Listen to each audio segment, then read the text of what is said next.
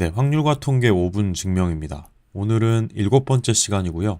중복순열에 대해서 함께 공부해 보도록 하겠습니다. 왼쪽에 보이시는 이 요상하게 생긴 코드는 모스 부호입니다. 모스 부호는 두 개의 신호로 이루어져 있는데요. 이렇게 점 모양을 하고 있는 짧은 신호와 막대기 모양의 긴 신호인 두 가지로 구성되어 있습니다. 공부를 시작하기 전에 모스 부호에 대해서 간단히 살펴보고 공부를 시작하겠습니다. 자, 이렇게 위키피디아에서 모스 코드라고 치시면 모스 부호에 대한 설명이 나옵니다. 그리고 아래로 쭉 내려보시면 모스 코드의 소리를 들어볼 수가 있어요. A라는 모스 코드는 짧은 신호 하나, 긴 신호 하나로 이루어져 있죠. 한번 들어보겠습니다. 네, 이렇게 삑삑 이렇게 되어 있고요. C라는 신호는 긴 신호, 짧은 신호, 긴 신호, 짧은 신호로 구성되어 있죠. 이렇게 단어들을 단 두 가지의 신호로 조합해서 문장을 나타낼 수 있는 부호가 모스 신호입니다. 문장을 들려주는 음원이 있어서 한번 들려드리겠습니다. 여기 보시면 Welcome to Wikipedia. 위키피디아에 오신 것을 환영합니다. The Free Encyclopedia. 무료 백과사전이고요. That anyone can edit. 누구나 수정할 수 있는 무료 백과사전이라고 하네요. 이 말을 모스 부호로 만든 것이 음원이 있습니다. 한번 들어볼게요.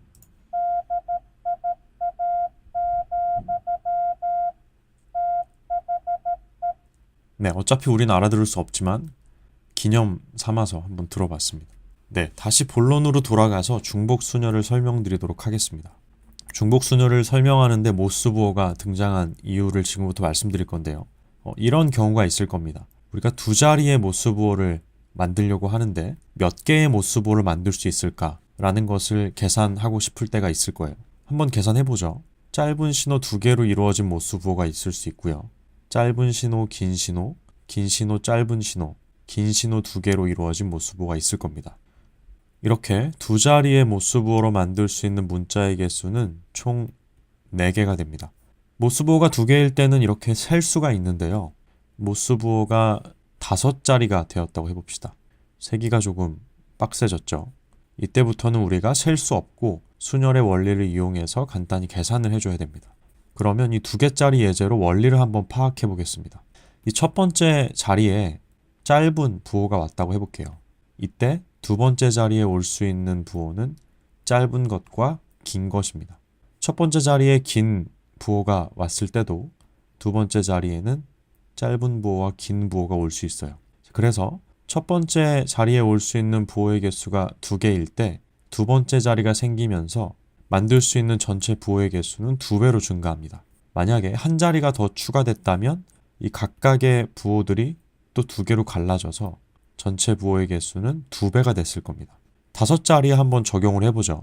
처음에는 2개의 부호만 만들 수 있다가 자리가 추가됨에 따라서 2배씩 커지게 되죠. 그래서 이 5자리로 만들 수 있는 전체 부호의 개수는 2의 5승계가 됩니다. 이것이 중복순열의 한 예입니다. 우리가 지금 짧은 신호와 긴 신호라는 두 가지 신호 중에서 중복을 허락해서 5자리의 수를 만든 거죠. 자, 이렇게 n개 중에서 중복을 허락해서 r개를 택하는 순열을 중복순열이라고 합니다.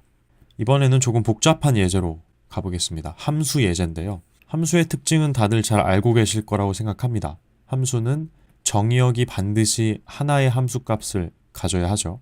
함수값을 갖지 않아도 안 되고 2개의 함수값도 가질 수 없습니다. 하지만 여러 개의 정의역이 같은 함수값을 가지는 것은 가능합니다. 자, 여기 x와 y라는 집합이 있습니다. x의 원소의 개수는 3개고요. y의 원소의 개수는 4개입니다. 자, 그럼 우리가 x와 y 사이에 함수를 정의할 수가 있는데요. 이런 상황에서 몇 개의 함수를 정의할 수 있을지 한번 계산해 보겠습니다. 먼저 1이라는 x의 원소를 y에 대응을 시킬 텐데요. 1이 가질 수 있는 함수값의 개수는 총 4개입니다. 예를 들어서 1이 d라는 함수값을 가졌다고 해봅시다. 여기 1이 있고 2가 있고 3이 있는데요. 1이 d라는 함수값을 가졌어요. 1이 d라는 함수값을 가질 때 2가 가질 수 있는 함수값은 몇 개죠?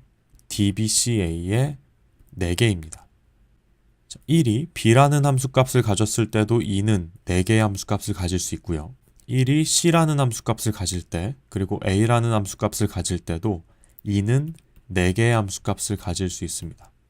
자, 그래서 1이 가질 수 있는 함수값이 4가지인데 각각의 경우마다 2도 4개의 함수값을 가질 수 있기 때문에 1과 2가 만들어낼 수 있는 전체 함수의 개수는 4 곱하기 4가 됩니다.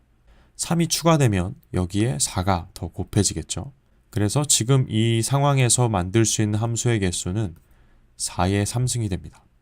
지금 본 이 경우도 중복순열의 하나의 경우인데요.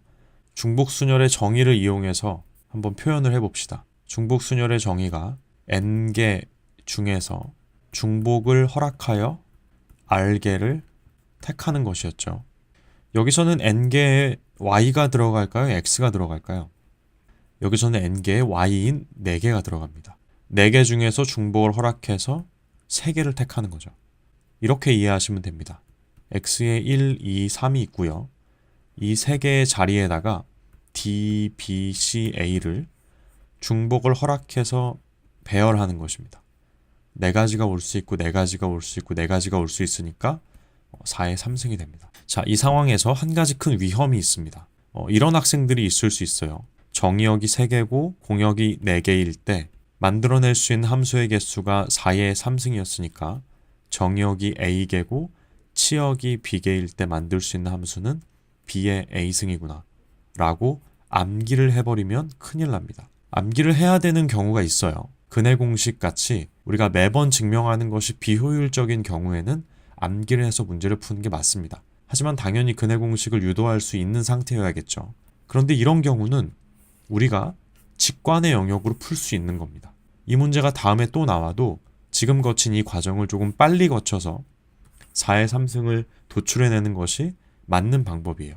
절대로 이렇게 공식화시켜서 외우시면 안 됩니다. 오늘의 강의는 여기서 마치겠습니다.